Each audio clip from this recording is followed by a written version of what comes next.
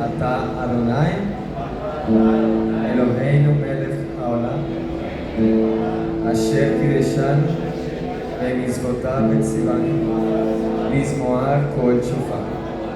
Bendito eres tú, eterno Elohim nuestro, Rey del universo, que nos has santificado y apartado con tus mandamientos y nos has ordenado escuchar el sonido del shofar. A la voz de la atalaya vamos a escuchar el shofar.